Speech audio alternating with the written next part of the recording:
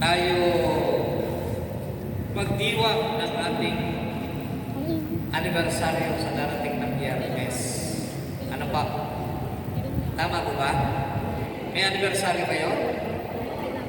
May anibersaryo pala kayo, hindi mo na ako sinama. Okay. Okay po. Ang ating Panginoong Jesucristo ay pinanganak ayon sa batas at sumusunod sa kautusan ni Moises. At dahil dito, siya po ay tinalaga ng Panginoon upang maging kanya, maging holy. Yun po ang gusto sabihin na pagiging kanya, pagiging para sa Diyos lamang. Alam niyo po, mga kapatid, hindi niyo alam, hindi niyo na iisip, hindi natin naiisip na tayo po ay totoo para sa Diyos lamang, katulad ng sa ating Panginoong Jesucristo. Si Jesus ay itinalaga para kay Yahweh El Shaddai upang sa pamamagitan po ng kanyang pagsunod sa kalooban ng Diyos ay maging kalugod-lugod siya at matupad niya ang kalooban o ang obligasyon niya upang sa gayon iligtas mo ang bayang Israel pati na ang lahat ng mga nandirito sa mundong ibabaw. Nakuha niyo po? Kayo bilang mga Kristiyano, tayo po ay naniniwala na ang ating Panginoong Jesucristo ay isinubok mula sa kaitaasan. Naniniwala tayo na siya po ay sinugo upang sa gayon tayo po ay palitan sa ating kalalagayan bilang mga makasalanan.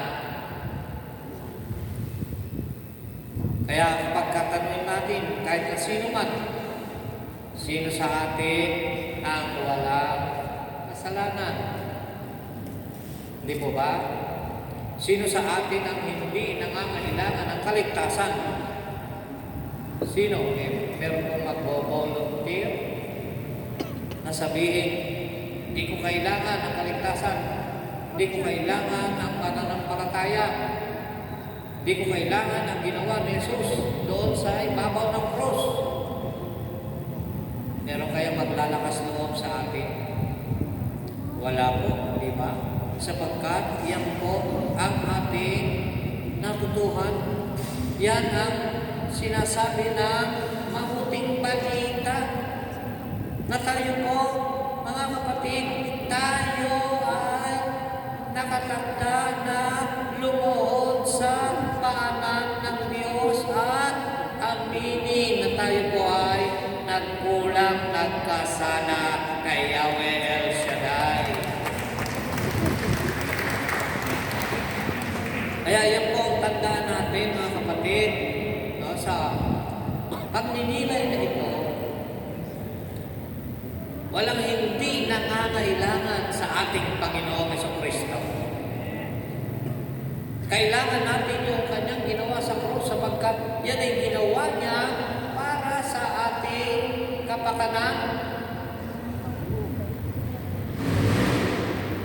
Inalis niya tayo doon sa kalalagayan na tayo po ay marumi sa harap ni Yahweh El Shaddai.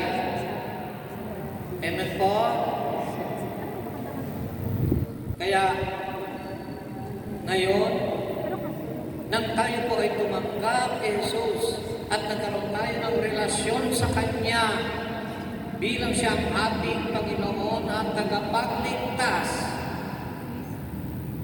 sa oras na ito, nililinis ka na o nilinis ka na ng ating Panginoong Jesucristo sa pamagitan ng Kanyang pagsasakripisyo doon sa ibabaw ng krus.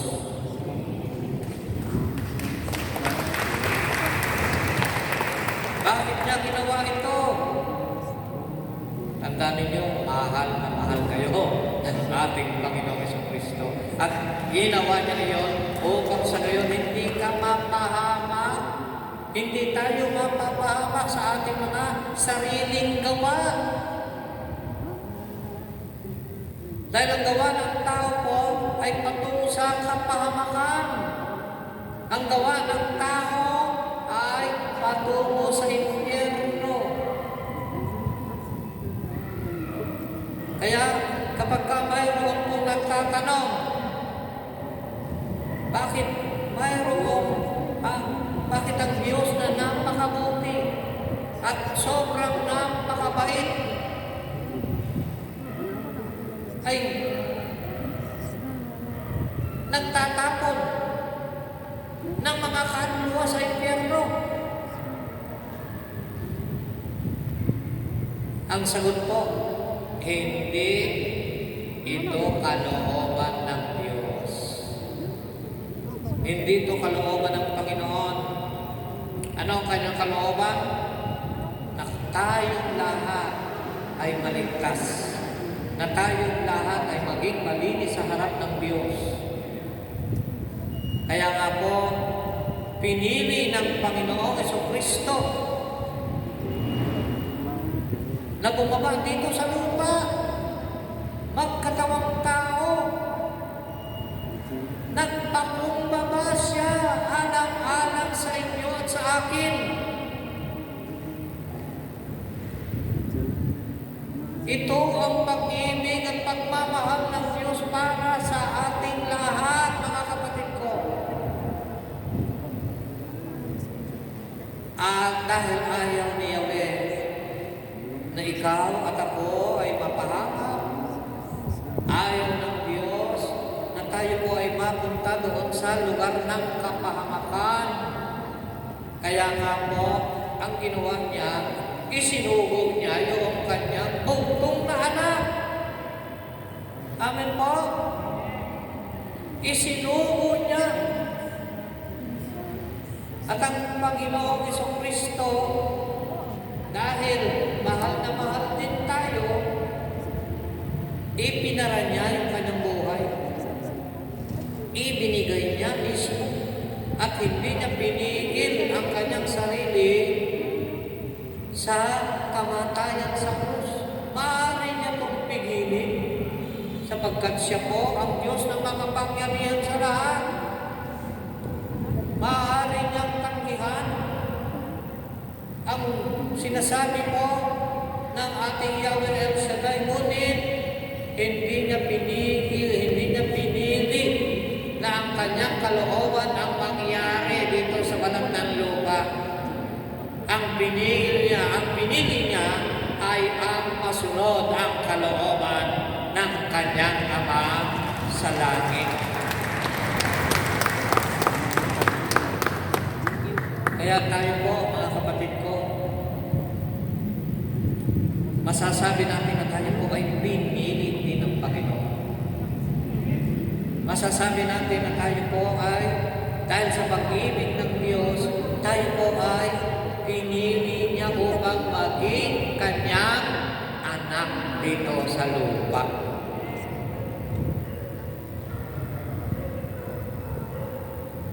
Ngayon, bilang mga anak ng Panginoong Diyos, bilang mga mamamayan ng langit, kayo po ay mayroong espesyal na katangian. Kaya lang hindi natin napapansin yun o kaya minsan-minsan ating nalilimutan. Minsan-minsan nalilimutan natin na tayo po ay mga espesyal sa harapan ni Yahweh El Shaddai. Kaya ano nangyayari?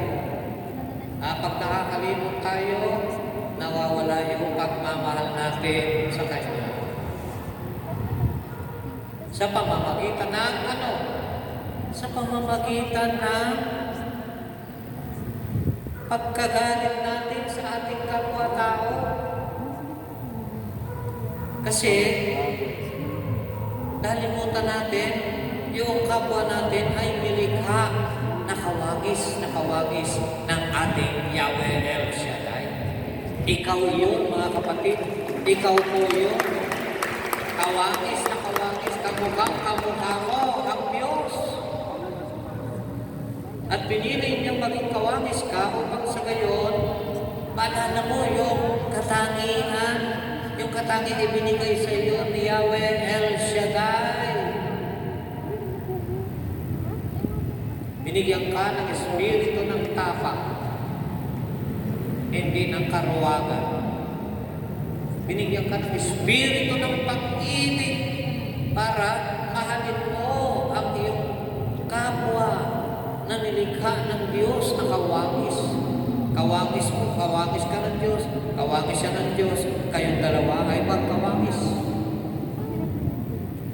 Binigyan ka ng puso na katulad ng sa Panginoon.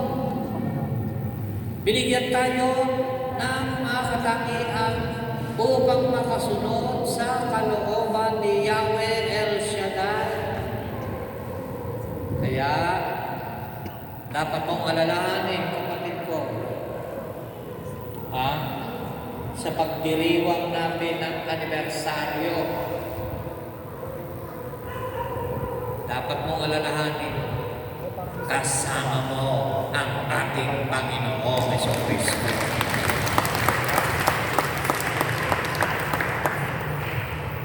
Di kanya pinababayaan, di kanya iniiwanan ayon sa kanyang pangako. Hindi naman nag-iiwan ang Panginoon, hindi niya iniiwanan ang kanyang pangako sa atin. Sa halip, lagi niyang inaalala o binabantayan ang kanyang mga hinirang. At dahil dito, binabantayan din ng Diyos yung kanyang mga salita na kanyang binitiwan upang sa gayon, yung layon o yung layunin ng pagkakasabi ng salita na iyan ay sadyang maganap sa inyong mga buhay.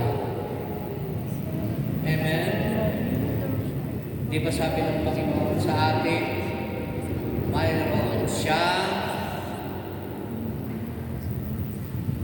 siyang magandang balak para sa atin. Mayroon siyang balak, mayroon siyang magandang plano para sa inyong buhay. Hindi kayo iniligtas ng Diyos, para lamang na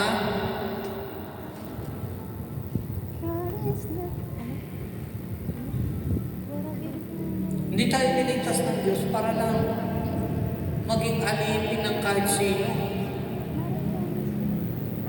Dahil sa plano niya na napakaganda, gusto niya umunlad ang inyong buhay. Amen po? Sino sa atin dito ang ayaw umunlad ng buhay? Wala. Ang nais natin, lahat ng mga balak ng Panginoon matupad sa buhay natin. Kaya, lagi niyong alalahanin kung paano tayo pinili ni Yahweh El Shaddai. Pinili tayo mula sa karamihan. Tayo po ay sadyang marumi dahil sa ating mga kasalanan. Pero anong ginawa ng Panginoon? Pinili niya na mamatay sa krus. Yung dugo niya, yung dugo niya ang siyang luminis mismo sa ating mga kasalanan. Kaya yung kapatid mo na hindi mo mapatawad-tawad, patawarin mo na. Amen po? Lagi mong alalahanin na siya ay kamukha ni Kristo. Siya ay kalarawan ng Diyos. Lagi mong alalahanin na siya ay nilikha na kapareho mo na espesyal kay Yahweh El Shaddai. Amen po? Tingnan ninyo ang ating Panginoon Jesucristo. Kristo. Bata pa lamang siya. No? Siya po ay pinili na ng Panginoon. Nung tayo ay binyagan, yung po yung pagkakataon na tayo po ay inilagay sa isang espesyal na lugar bilang mananampalataya. At bilang mga mananampalataya ni Jesucristo ang Panginoon natin, mayroon kang espesyal na katangian at kapangyarihan. Binigyan ka ng kapangyarihan ni Yahweh. Nang tanggapin mo siya bilang Panginoon at tagapagligtas, anong kapangyarihan ang ibinigay sa inyo? Binigyan kayo ng kapangyarihan upang yurakan ang mga ahas at mga alakdan at inyong wasakin ang lahat ng katangian ng kaaway. Lahat ng kapangyarihan sa Satanas, pwede niyong sabihin mawasak. At mayroong paraan ng Diyos, mga kapatid, para tayo po ay lumago sa kapangyarihan niya. Nalilimutan lang natin. Anong nalilimutan natin? Nalilimutan natin tayo po ay laging manalangin. Alalahanin natin na kapag tayo po ay lumalapit sa Diyos sa ating pagdalangin, ano nangyayari? Lumalapit din ang Diyos sa atin. Come near to me and I will come near to you. Pag lumapit ka sa akin, lalapit din ko sa iyo. At yung liwanag ko, yung liwanag ng ating Panginoon Jesucristo, ng ating Yahweh El Shaddai, yan po ay ihahawa sa inyo.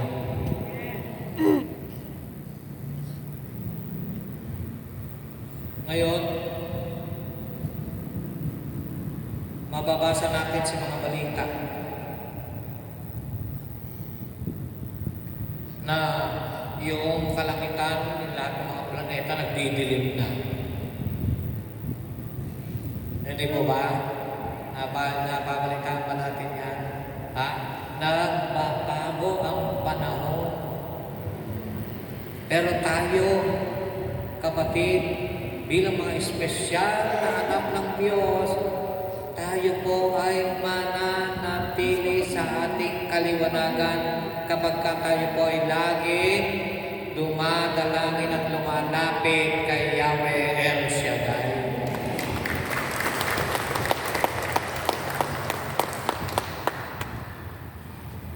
Yan yung espesyal sa inyo eh.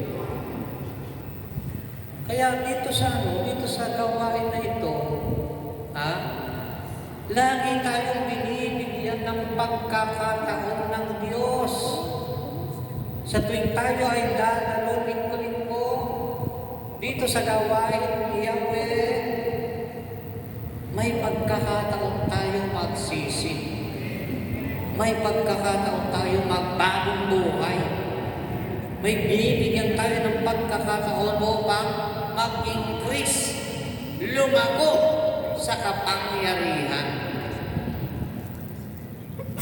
Hindi lumago sa pagkatakot, kung hindi sa kalakasan. Iyan po kayo, mga kapatid ko, iyan tayo bilang mga anak ng Diyos. Amen po? Yung katangian ni Jesucristo, yun po ay sumasa atin. Sumasa atin. Kaya lang, pagkalabas na natin ng simbahan na ito, nakakalimutan natin. Nalilimutan na natin na tayo po ay kaisa ni Jesus na ating Panginoon.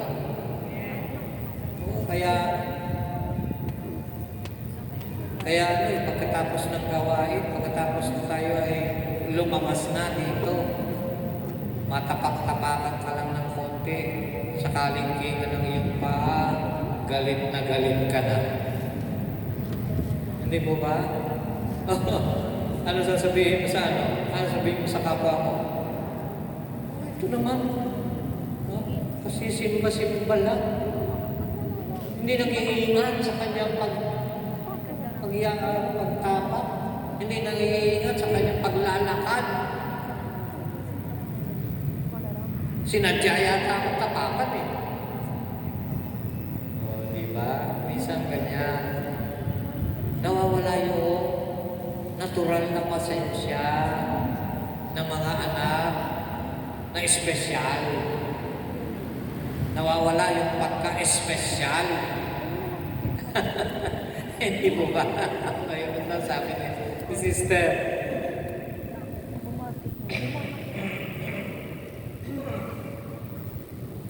Kaya nga po,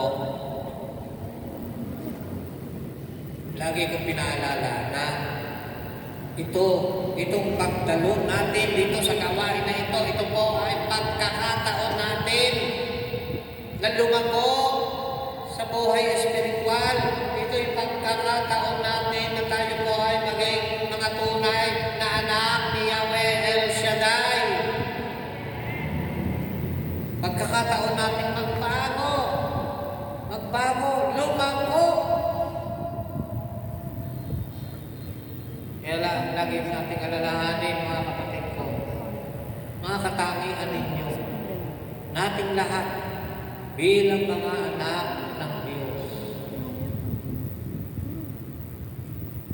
Ang mga anak ng Diyos, pasensyoso at pasensyosa. Amen. Mas gusto nila na sila ang mag-offend. Mas gusto natin na tayo po ang masaktan kaysa tayo po ang makasakit. Amen po? Hindi yata agree ako nyo. Yung iba. Ha? Di po ba kayo sang-ayon? Yan ang kwan na tinatawag nating pagbabagong buhay. Na every time na tayo po ay dumatalon sa gawain na ito, lumalago ang pagiging Kristiyano. Yung lumalago yung ating pagiging mapagpasensya, yung kabaitan, yung bunga ng Espiritu ng pag-ibig, pagmamahal sa kapwa, yung buang umiiral. Kaya every time na tayo po ay kikilos, gagalaw tayo, inaalala natin, ano kaya ang aking kinilos at ginalaw? Ayon kaya sa kalooban ni Yahweh El Shaddai? Amen po. Yun ang dapat na lagi nating inaalala. Para sa gayon, maging kalugod-lugod ang ating mga buhay espiritual. Alam niyo, pag lumalago kayo sa buhay espiritual, yun ang pinaka-nanais ng ating Panginoong Jesucristo. Sabi niya, I wish above all things. Anong gusto sabihin nun? Gustong-gusto ko sa lahat ng bagay na ginagawa ng aking mga anak. Yun ang gusto sabihin. Gustong-gusto ko, nais, pinakananais ko yung lahat ng bagay na kanilang ginagawa, ito ang pinakatampo.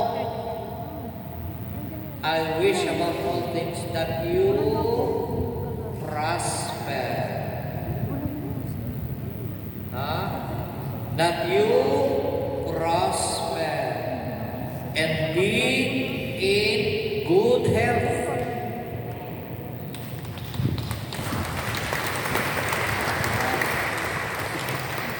As your soul prospers.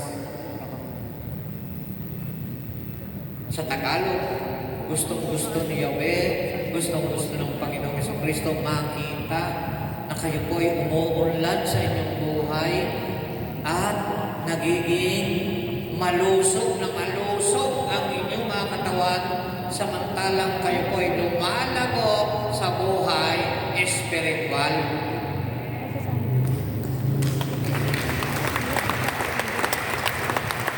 At makikita lang yan sa atin kapag meron tayong totoo pagmamahal sa ating kapwa. Kapag tayo po ay lumalago na, kapag tayo po ay namumuhay na ayon sa banal na kalooban ng Diyos, makikita ito ng Panginoong Jesus. At hindi lamang si Jesus, hindi lamang ang Panginoon ang nagliliwanag kayo sa liwanag ng ating Panginoong Jesucristo. Amen po? Nagliliwanag po yung liwanag ni Jesus. Sumasaling sa atin. At yung liwanag na yan, po, tandaan ninyo, yan ang kapangyarihan ninyo. Iyan ang espesyal na kapangyarihan ng isang Kristiyano. Kapag nagliliwanag tayo, alam ng anghel na kayo po ay namumuhay ng karapat-dapat sa paningin ni Yahweh El Shaddai.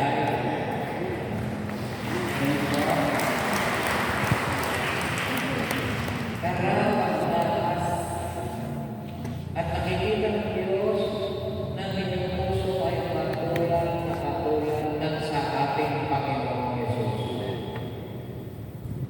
Katulad ng katulad. Kasi nagsisikap kayo, nagsisikap tayo, na tayo po ay hindi na maapektuhan ng mundong ito. Sa halip, itinatakwil natin lahat ng gawa ng diablo at ang niyayakap natin ay ang gawa ng ating Panginoong Jesucristo. Amen. Kaya si Lord, makikita natin doon sa pangungusap na ating minasa. Lumago siya, hindi lamang sa katawan, kundi sa Espiritu, sa karunungan.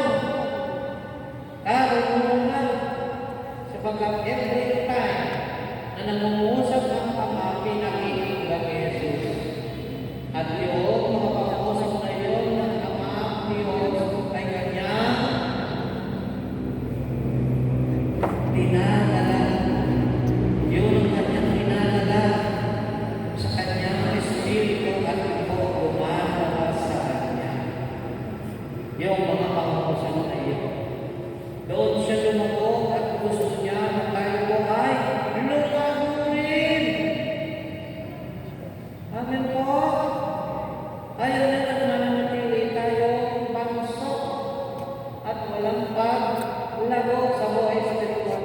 Ang nais niya gusto ni Lord na maging malago tayo at namumunga.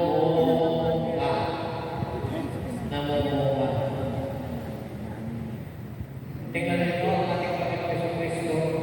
Mayroon siya halimbawa sa atin ng isang puno ng higos na hindi namumunga kahit na ilang taon na nandoon nakatanim yung puno na iyon, nananatili pa rin, walang bunga.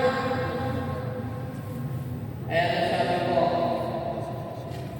noong hardinero, yung ama natin, ang sabi ng hardinero, putulin na yan, nakakasikip lang dito sa taningan sa hardin, putulin na. May palibasa natin ng Jesucristo maawain. Huwag muna patatabayan na natin, didiligan mo muna at bibigyan ng pataka para sa kayo magkaroon ng resulta.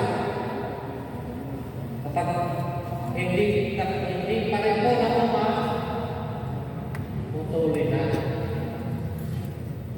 Nakuha na ba mga kapatid?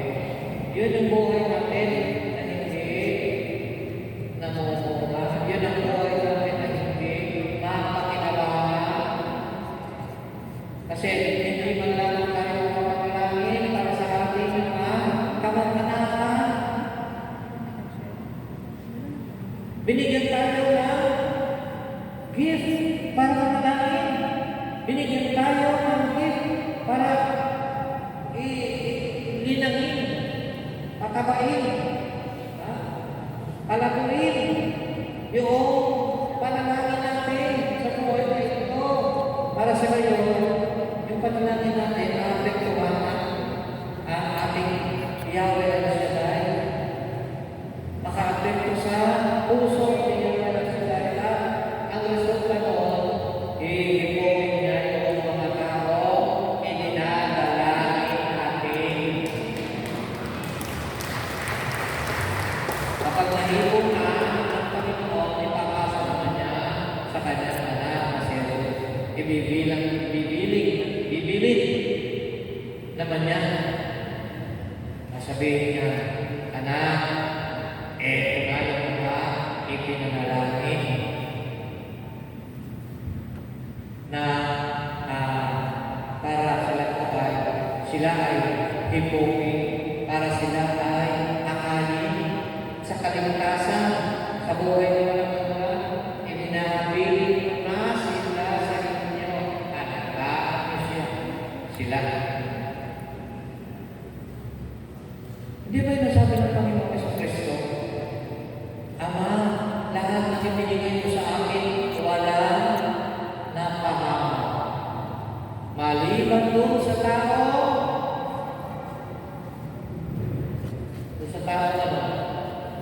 naghanap ng kanyang kapahamakan.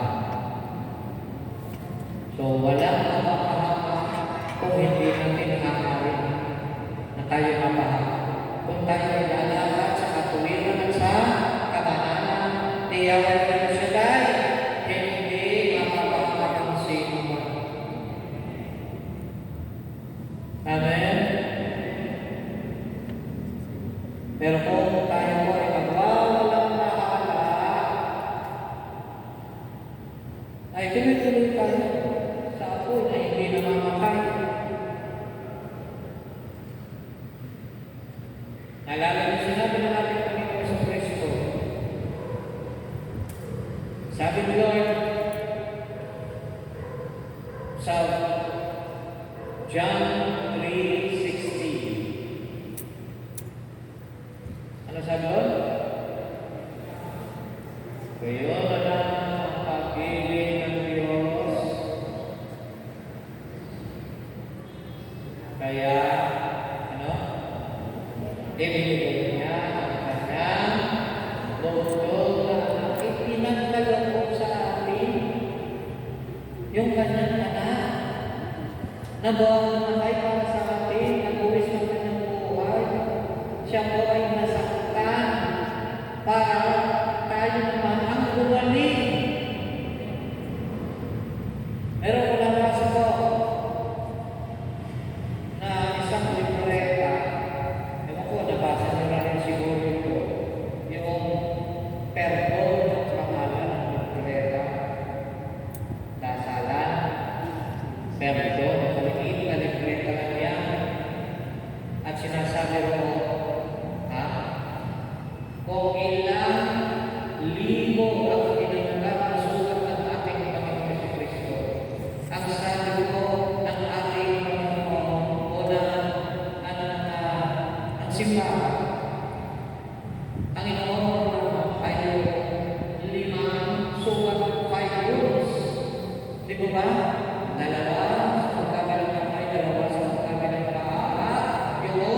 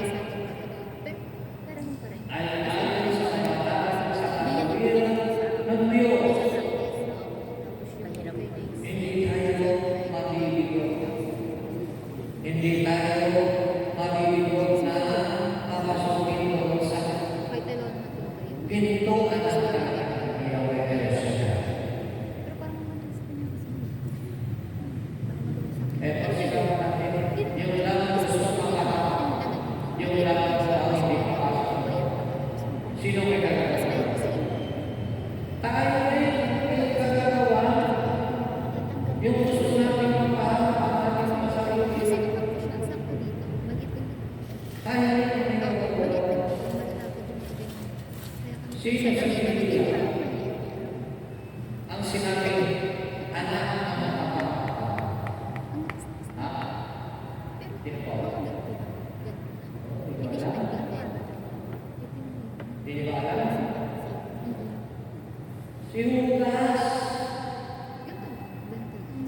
siya lang po, mga kapatid. Ang nagpapakalaga, gusto niya pero dapat sa naligtas si Judas kahit ito ay nagkasala. E bakit ba si Pedro? Bakit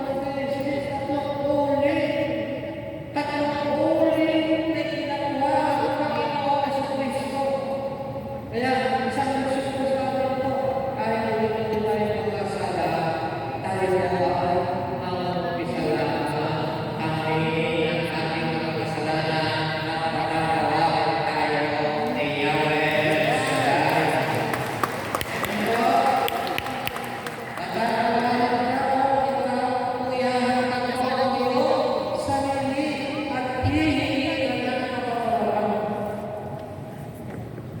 Si Pedro po ay binigyan na pagkakataon. Kaya binibigyan din tayo ng pagkakataon ng Diyos para tayo magpapagod buhay. Every time na tayo pumunta rito, every time na tayo nagdadalo rito, sinasabi ko sa Panginoon, pagkakataon yan upang ikaw ay makakapagod. Kasi kasya rin siya sa Amen akin. po. Kaso nga nung arte ako. Kaya, Arte ako. ipangayag natin Baka sa ipaano ko.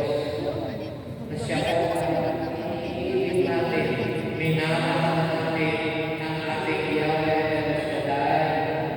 Hindi lang mula sa bibig, kung hindi mula sa puso. Kaya,